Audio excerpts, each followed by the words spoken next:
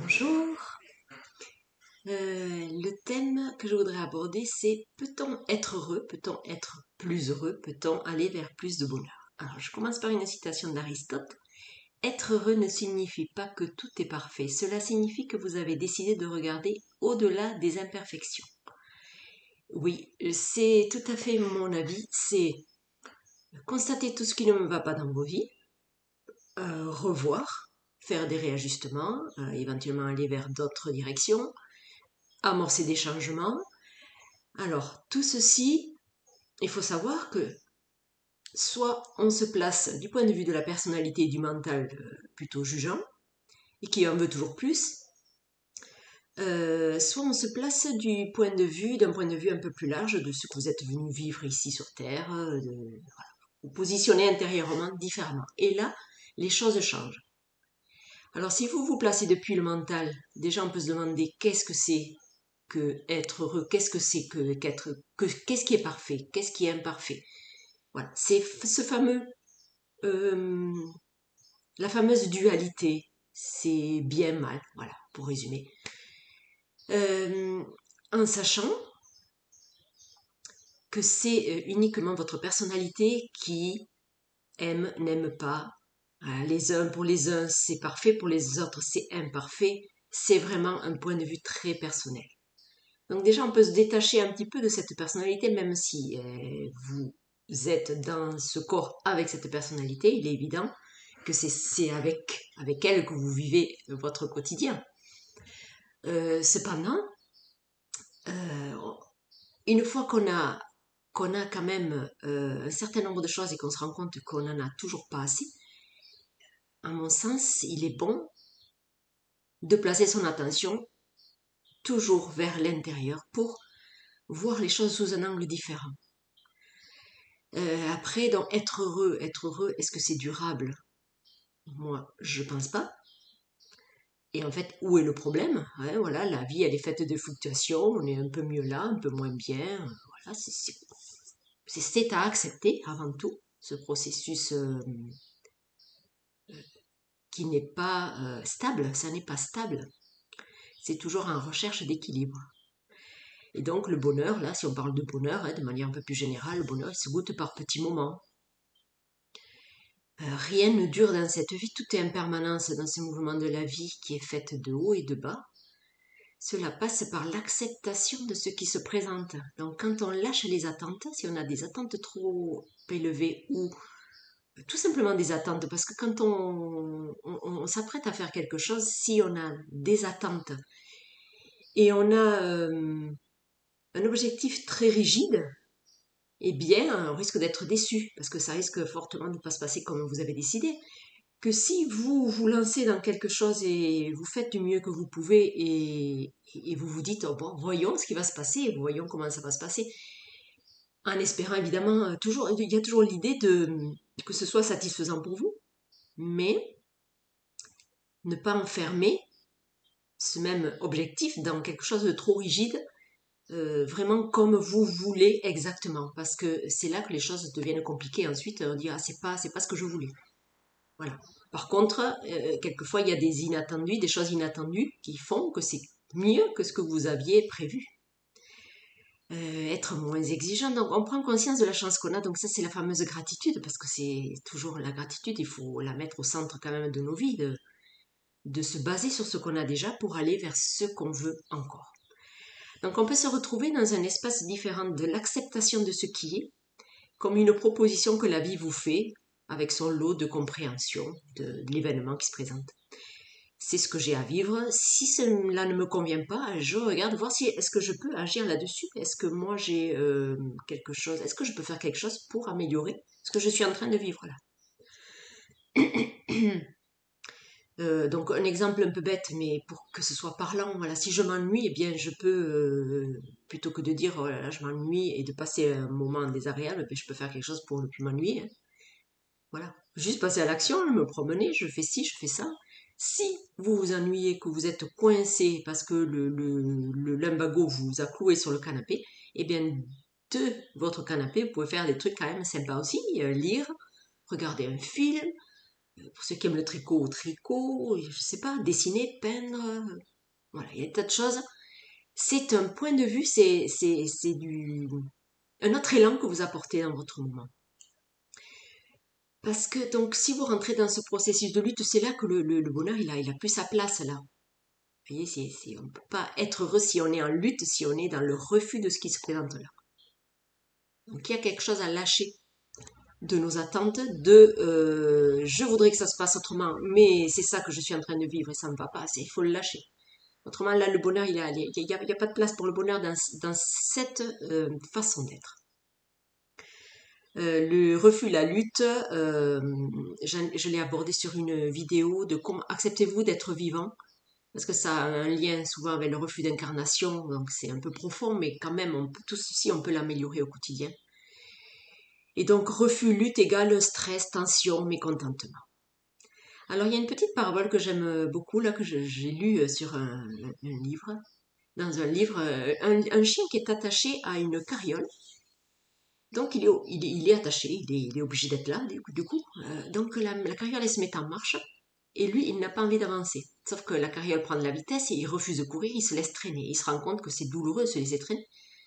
Donc, très vite, il essaie de se remettre sur ses pattes et de suivre le mouvement, de se mettre à courir pour s'accorder au rythme de la carriole.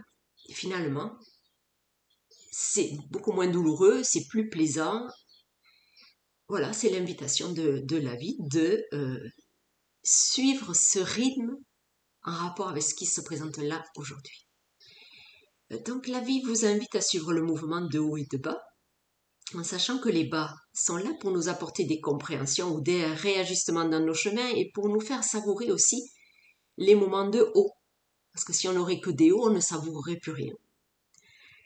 Alors donc là, donc ça, ce que j'ai amené, c'est une compréhension un peu mentale, mais à mon sens, être heureux se vit d'un point de vue différent et d'un espace différent. Donc ce mental-là, il est rarement heureux longtemps. Rare. Vous allez passer un moment super avec des amis, vous allez voir ça, ah c'est génial, c'est beau, et ça ne dure pas longtemps. Voilà.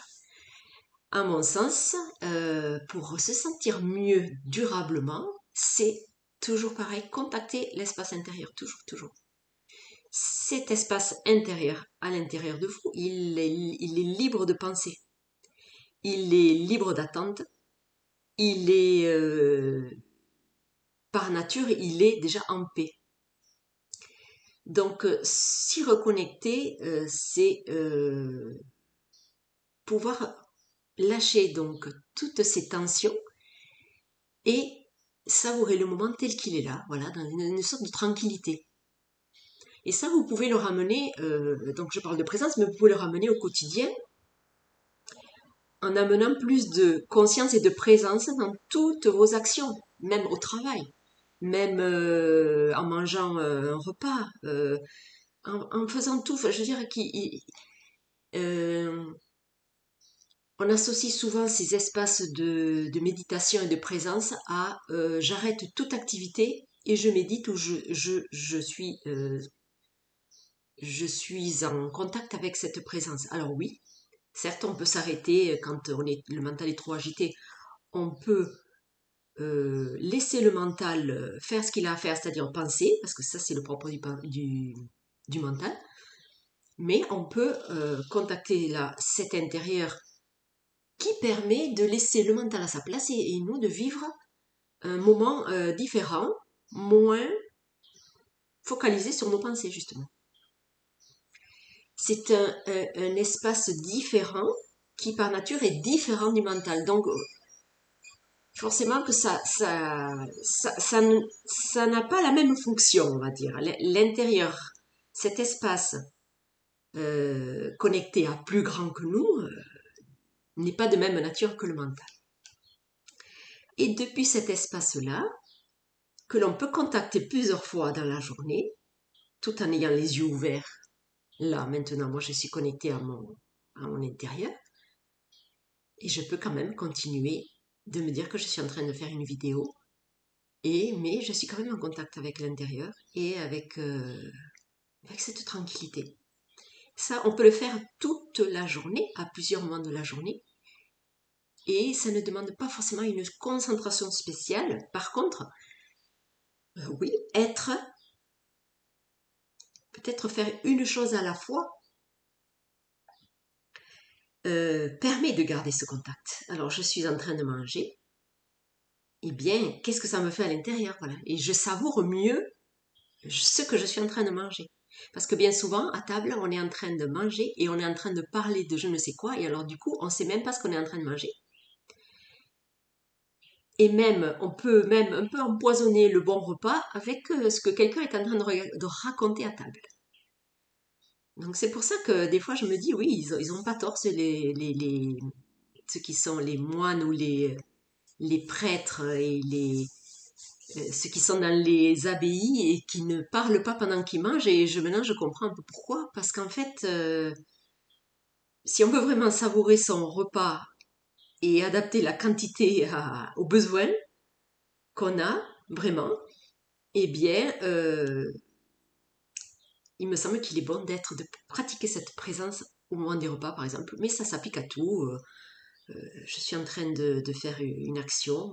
Eh bien, je me rends compte, je prends conscience. Voilà, c'est ce qu'on appelle la pleine conscience. Voilà. Que dire de plus à ce sujet? Donc, voilà, le bien-être, à mon sens, il est plus durable quand on est davantage en connexion avec qui on est, parce que ça passe moins par le mental et ça passe davantage par le ressenti. Donc, comment faire pour aller vers cet intérieur? Eh bien, c'est tout simplement prendre contact avec ce qui se passe là. Et certains me disent, mais moi, je ne ressens rien à l'intérieur. Et cela, bon, ben, c'est fréquent.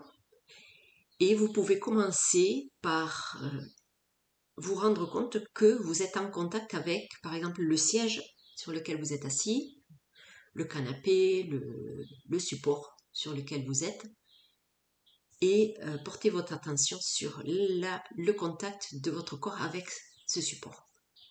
Ça, c'est un début pour aller recontacter son propre corps.